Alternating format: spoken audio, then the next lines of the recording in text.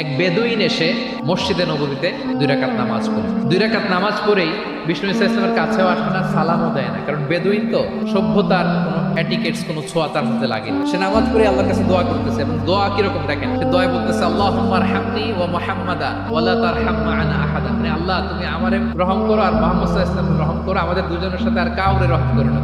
বেদুইন, তার মধ্যে etiquettes of দোয়ার যে একটা আদব আছে সেটা তার জানা নাই। সে বলে আল্লাহ আমাকে মাফ করো, মুহাম্মদ সাল্লাল্লাহু আলাইহি ওয়াসাল্লামকে মাফ করো, আর কাউকে না। তো দূর থেকে রাসূল সাল্লাল্লাহু আলাইহি ওয়াসাল্লাম দেখে হেসে বললেন, হায়রে, একটা প্রশস্ত ব্যাপারকে সে সংকীর্ণ বানায় ফেলল। কারণ আল্লাহর দরবারে কি রহমের কোনো কমতি আছে? সবাই বলুন তো আওয়াজ করে, আল্লাহর দরবারে রহমতের কোনো কমতি ঘাটতি আছে?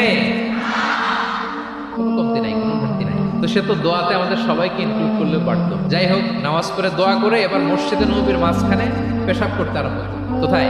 মসজিদের মাঝখানে। সাহাবারা তো রেগে মেগে আগুন, তাকে ধরতে যাবে, মারতে যাবে। রাসূল সাল্লাল্লাহু আলাইহি ওয়াসাল্লাম বললেন, দাউ, রাখো, বলছেন আল্লাহটা করতে দাও, করে ফেললো। এবার প্রিয় নবীজি বললেন, হারিকু আলা বাউলিহি সাজালাত মিন মা। তখনকার মসজিদে নববী তো বালুর ফ্লোর ছিল, জানেন আপনারা? আমাদের এখনকার মসজিদ তো এই যে পাকা টাইলস করা, কার্পেটিং, আরো কত। কিন্তু তখনকার মসজিদে নববী ছিল কিসের? ফ্লোরটা বালু। রাসূল সাল্লাল্লাহু আলাইহি ওয়াসাল্লাম বললেন যে বালুর মধ্যে যেতে পেশাব করে দিছে, এক বালতি পানি ঢেলে দাও। এক বালতি পানি ঢেলে দেওয়া হলো।